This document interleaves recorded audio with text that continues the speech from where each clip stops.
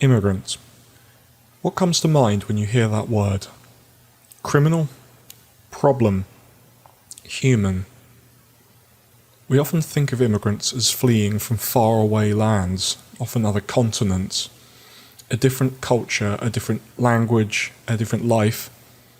However, this misconception that immigration has to be on a grand scale is often overlooked.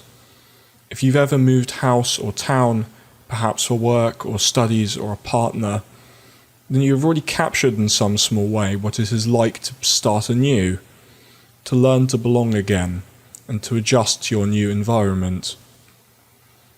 It can be difficult to find yourself somewhere unfamiliar, with the people and customs and experiences that come along with it. However, this is often voluntary. When one is driven out of their home involuntarily by the scourge of war, oppression, famine, or poverty, it becomes more complex and traumatic to be forced to start over again, to forge a new identity and become somebody else in some other place.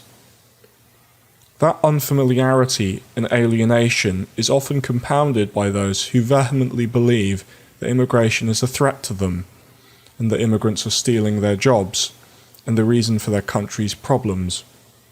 I say all of this as a British man, born in Britain to British parents. However, my own relationship has put me in the position of being a foreigner over the past 3 years, and I've faced my own privilege in seeing how it is to spend an extended period of time in a foreign country, to learn a new language and customs, to augment my cultural identity to fit into a new land. This has been a really fun event for me, and something I'm very proud of to discuss and incorporate into who I am. Crucially, however, all of the experiences I have faced have been voluntary and incredibly low stakes. This shift in my identity has not been driven by survival. I have the security of having financial provision. I am not once told to go home, and my identity as a British man is accepted and met with genuine interest and curiosity by seemingly anybody I meet. I am not treated like a threat.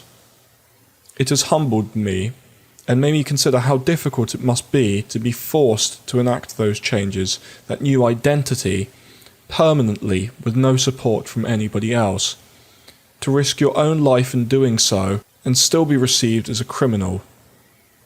Why is it that we treat each other this way? How is it that I am any different than any other foreigner? What threats do others pose that I do not? I feel these contradictions are worth thinking about.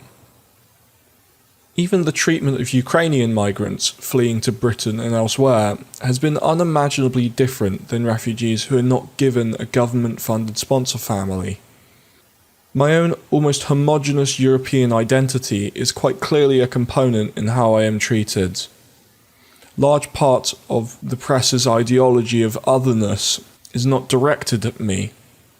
A large shift in my own life and personal identity is taking place. I am learning to become something other than what my national identity prescribes me to be. But that does not mean that I will lose who I was before.